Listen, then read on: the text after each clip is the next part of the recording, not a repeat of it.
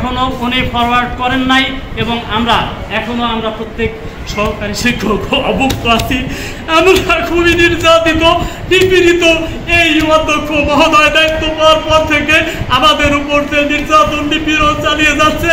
আমরা অতিষ্ঠ হয়ে গেছি।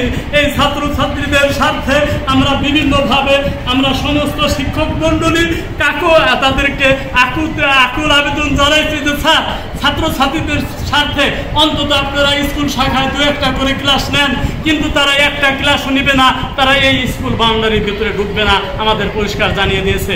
আমাদের অত্র প্রতিষ্ঠানের ভারপ্রাপ্ত অধ্যক্ষ জনাব রবীন্দ্রনাথ দাস দায়িত্বে আসার পর থেকে প্রত্যেক শিক্ষার্থীর কাছ থেকে প্রতি মাসে 80 টাকা করে 960 টাকা নেওয়া হয়েছে রসিদ ছাড়া, এবং আরও 70 টাকা গত 2-3 দিন আগে আরও 70 টাকা করে দেওয়ার জন্য ওদেরকে নোটিশ প্রদান করা হয়েছে। 3,88,700 টাকা আমরা বিষয়টা জানতে পারি ওনার মাধ্যমেই। কিন্তু পরবর্তীতে আমাদের তৃতীয় চতুর্থ শ্রেণীর কর্মচারী ওনারা বলেন যে স্যার, টাকাটা শুনলাম আসছে, কিন্তু আমাদের পোশাকের জন্য শুনলাম 15,000 টাকা আসছে, সে টাকাটাও আমরা পাইনি।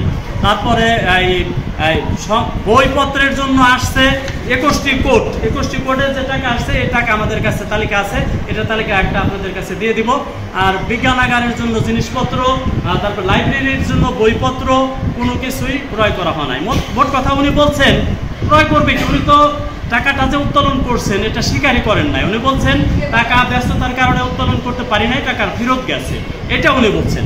তো আমরা শিক্ষক মণ্ডলী ওনাকে বললাম বিনয়ের সাথে, স্যার, টাকাটা যদি উত্তোলন করে থাকেন তাহলে কিছু খরচ যদি করে থাকেন, বাকি টাকাটা খরচ করে ফেললেই তো হয়ে যায়।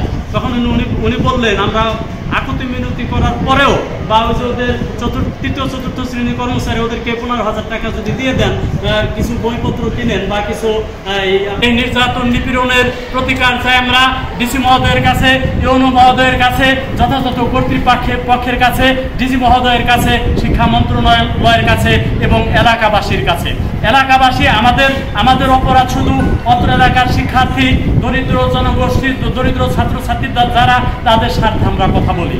আপনারা প্রত্যেক ছাত্রছাত্রীর কাছে শুনে দেখতে পারেন, আমরা ওদেরকে মাঝে মাঝে স্কুলে কলেজ শাখায় ওরা ক্লাস নেয় না, মাঝে মাঝে আমরা বলি তোমরা একটু খোঁজ খবর নিও যে তোমাদের যে ক্লাস নেয় না ওরা কলেজে কোনো ছাত্রছাত্রী আছে কিনা। মাঝে মাঝে আমাদের ওই 10-এর ছাত্রছাত্রীরা যা খোঁজ খবর নেয়, একজন শিক্ষার্থী নাই, ওরা বসে আছে, অথচ স্কুল শাখায় ক্লাস হচ্ছে না। আমাদের বেতন ফান্ডিং করে যে সমস্ত কথাগুলো বলছে সম্পূর্ণ সত্য কথা। এর মধ্যে কলেজ শিক্ষকদের বেতন ফরওয়ার্ড করছে, তৃতীয় চতুর্থ শ্রেণীদের বেতন ফরওয়ার্ড করছে, কিন্তু আমাদের বেতন এখনো ফরওয়ার্ড করে না। ধন্যবাদ। আপনার দায়িত্ব যে অধ্যক্ষ ভারপ্রাপ্ত এই অনিয়ম বা এই দুর্নীতিগুলো করতেছে, ওনার চোখে পানি এসে গেছে, উনি তো আপনার জন্য কেঁদে ফেলো, কতটা কি সত্য?